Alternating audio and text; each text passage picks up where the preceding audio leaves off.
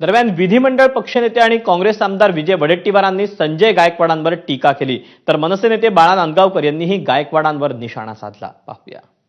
त्या गायकवाडचा जन्मच ठाकरे ब्रँडमधून झालाय. याला काही लोकांना कोण विचारत पण नव्हतं. छत्रपती शिवरायांचं नाव घेऊन जिजाऊंचं नाव घेऊन भाषेच्या याच्याने त्यांना मूर्ख होते का म्हणणं म्हणजे याच्या अकलेचे दिवाळे निघाले. अशी माणसं सत्तेमध्ये तयार झालीत की सातत्यानं महापुरुषाचं नाव घेऊन त्यांचा अवमान करण्याची अवलादच आता जास्त व्हायला लागली. आणि ही अवलाद महापुरुषांचा अवमान करणारी हीच या सत्ताधाऱ्यांना बुडवणार आहे आणि यांचा सुपडा साफ करेल. मला असं वाटते की संभाजी महाराजांचा आदर्श तर आम्हाला आहे, ते आमचे छत्रपतीच होते.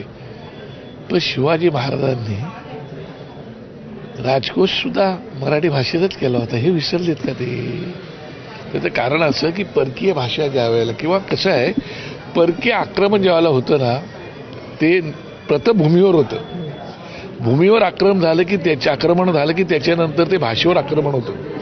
त्या काळात 16 भाषा अवगत करणं हे सुद्धा किती महत्वाचं होतं. ते छत्रपती संभाजी महाराजांनी केली होती, भाषा अवगत केल्या होत्या. त्याचं म्हणजे आम्हाला अभिमानच आहे.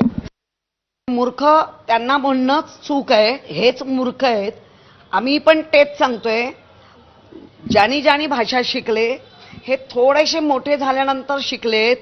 आपल्याला इंग्रजी भाषा ही व्यापारी भाषा आहे, आम्हाला एवढंच परत सुचवायचंय. ह्याच्यावर तुम्ही राजकारण करताय. आम्ही कुठल्याही भाषेचा अनादर केला नाही, पण सक्ती नाही करायची आणि 1ली ते 4थी तर नाहीच नाही.